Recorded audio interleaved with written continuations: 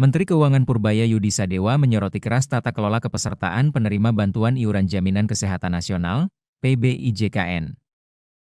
Ia menilai proses pemutahiran data yang dilakukan selama ini justru menimbulkan kegaduhan di masyarakat tanpa menghasilkan efisiensi anggaran bagi negara.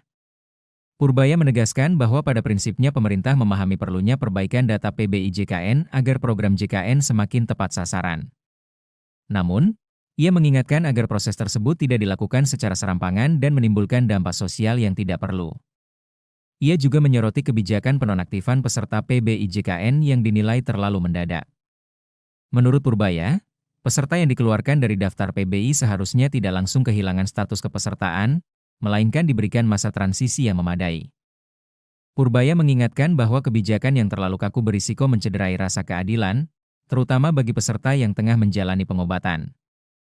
Ia mencontohkan kasus pasien penyakit berat yang tiba-tiba kehilangan hak layanan kesehatan akibat perubahan data. Menurut dia, masalah utama PBIJKN saat ini bukan terletak pada keterbatasan anggaran, melainkan pada persoalan operasional, manajemen, dan sosialisasi. Ia menilai ruang fiskal sebenarnya masih tersedia untuk menampung peserta yang memang layak mendapatkan bantuan.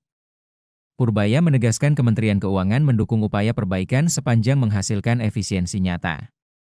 Namun ia mengkritik keras jika perubahan justru memicu kegaduhan, sementara beban anggaran negara tidak berkurang. 4. Ini saya di Kementerian Keuangan mencoba menganalisa kenapa sebelumnya nggak ada keributan, terus akhirnya ini tiba-tiba ada keributan. Kalau kita lihat tabel ini yang tadi juga dipakai oleh Menteri Sosial, itu jumlah penghapusan dan penggantian PBIJK yang dihapus tuh di bulan Februari tahun 2026 naiknya atau mencapai 11 juta orang. Itu hampir 10% dari total kan, dari 98. Sebelumnya 7, 1, 1, 1, 1 di bawah 1 juta dan 1 juta di bawah 1 juta. Jadi ini yang menimbulkan kejutan kenapa tiba-tiba rame di bulan Februari tahun ini menurut dugaan kami ya, karena sedemikian besar orang yang terpengaruh dan mereka tidak tahu bahwa mereka sudah tidak masuk dalam daftar lagi, sehingga ya kerasa lah itu.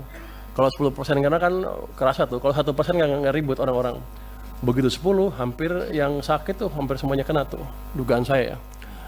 Jadi ini yang mesti dikendalikan ke depan. Kalau ada angkanya drastis seperti ini ya di smoothing sedikit lah. Di average 3 bulan, 4 bulan, atau 5 bulan terserah. Tapi jangan menimbulkan kejutan seperti itu. Bapak, Ibu pimpinan, dan seluruh anggota Komisi 8, 9, dan 11 yang saya banggakan, kita semua tentu ingin program JKN ini dapat berjalan efektif, sehingga benar-benar manfaatnya dirasakan seluruh masyarakat Indonesia tanpa keributan yang terlalu signifikan, karena uang yang saya keluarkan sama, nggak berubah. Kenapa keributannya beda? Berbagai langkah perbaikan tentunya harus terus dilakukan agar tepat sasaran. Apa? Iya tuh keributan kan. Oh, ribut aja lo. Kan saya hanya diundang ke sini, katanya ada protes di masyarakat ramai. Tadi Bapak Ketua juga bilang ada keributan di masyarakat sedikit. Jadi saya bilang keributan aja lah biar sama bahasanya ya Pak ya. Tapi kita ngerti masalahnya di mana. Jadi dengan sejalan dengan tersebut, upaya perbaikan ketetapan sasaran senantiasa harus mempertimbangkan hal-hal sebagai berikut. Tadi Pak Menkes sudah memberi permintaan berapa bulan, segala bulan. Saya perkuat sedikit deh. Pertama, perubahan data PBIJKN pada prinsipnya merupakan upaya untuk meningkatkan kualitas dan tata kelola program JKN agar lebih tepat sasaran, melindungi masyarakat miskin dan tidak mampu. Itu. Jadi pemutahirannya jangan bikin keributan.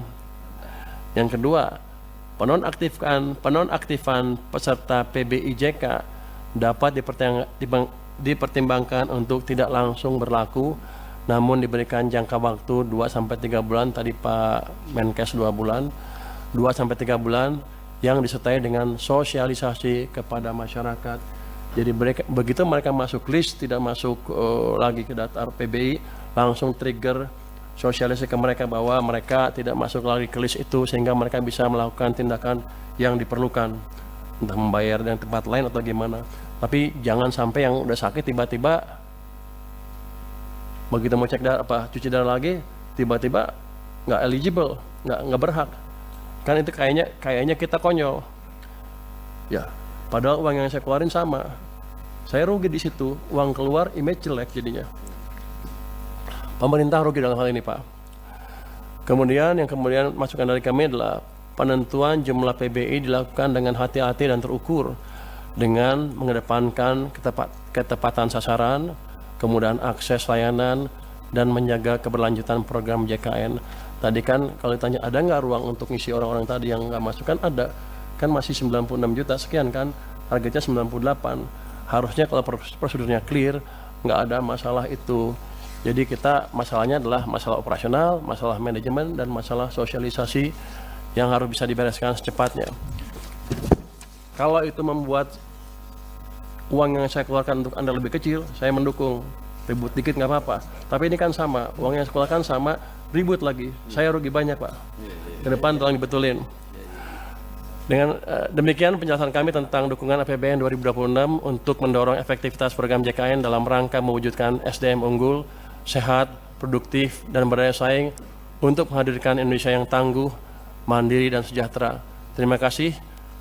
Kami kembalikan kepada kepimpinan. Wassalamualaikum warahmatullahi wabarakatuh. Lupa subscribe ya.